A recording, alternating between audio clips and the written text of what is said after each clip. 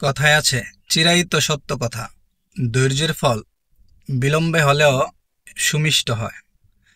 আর সেই ধৈর্যের পরিচয় দিয়েই বাংলাদেশ সেনাবাহিনীর ক্যাপ্টেন পেলেন পদক, এবং আরেকজন অধৈর্যের পরিচয় দিয়ে ক্ষমা চাইতে হলো।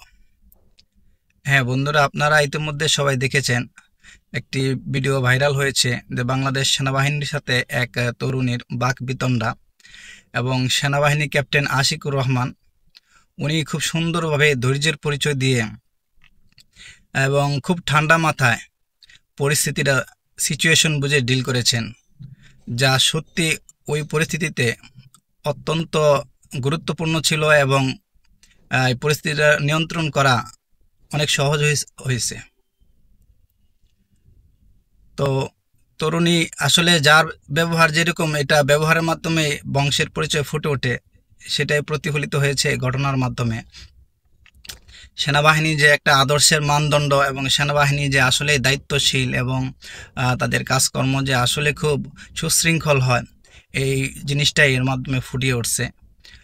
তরুণী অনেক বাক বিতণ্ডা করছে, অনেক উচ্ছৃঙ্খল বা হ্যাঁ হয়তো উচিত কথা বা তার যৌক্তিক দাবিটাই তুলে ধরছেন, কিন্তু এত উত্তেজিত, এত কি বলে, আপনারা যারা দেখছেন ভিডিওটা বুঝবেন যে কিভাবে যে ওয়েট নো নো, মানে মানে তার ভাষা, সে একলাই যা বলতেছে অবশ্যই রাইট হইতে পারে, একটা ভিকটিম একটা নির্যাতনের বিষয় নিয়ে দাবি তুলতেছেন, কিন্তু সত্য দাবিটাকে যদি এইভাবে অশালীন, অসভ্য আর কি বলে অযাচিতভাবে তুলে ধরে, তাহলে এটা অনেকের কাছে কাম্য না। কিন্তু সেনাবাহিনী ধৈর্যর পরিচয় দিয়ে, ঠান্ডা মাথার পরিচয় দিয়ে, এবং কোনো ধরনের বিশৃঙ্খলা না করে সুন্দরভাবে পরিস্থিতিটা সামাল দিয়েছেন, যার কারণে জনগণ এবং দেশ সবার কাছে সবার মন তিনি জয় করেছেন। আর একদিকে ওই তরুণী ওই ইয়াটা করে, এরকম উশৃঙ্খল করে মানুষের কাছে, এখন সেনাবাহিনীর কাছেও ক্ষমা চাইতেছেন, যেমন ক্ষমা চাইছেন, ক্ষমা চাইতেছেন, বলছেন যে আমার ভুল হয়েছে।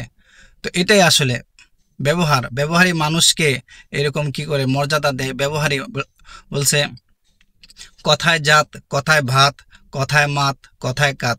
তো কথার মাধ্যমে সব কিছু কিন্তু আসলে সহজভাবে ফোটানো যায়, তুলে ধরা যায়।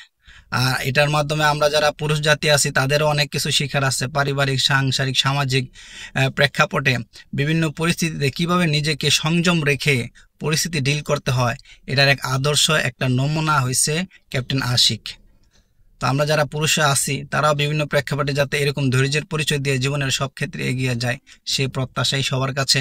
এবং আপনাদের কাছে কেমন লাগছে বিষয়টি, এবং আপনাদের জীবনে এরকম কোনো ঘটনা আছে কিনা, বা এই বিষয়ে আপনাদের কি মতামত, আপনারা সবাই অবশ্যই কমেন্টে জানাবেন।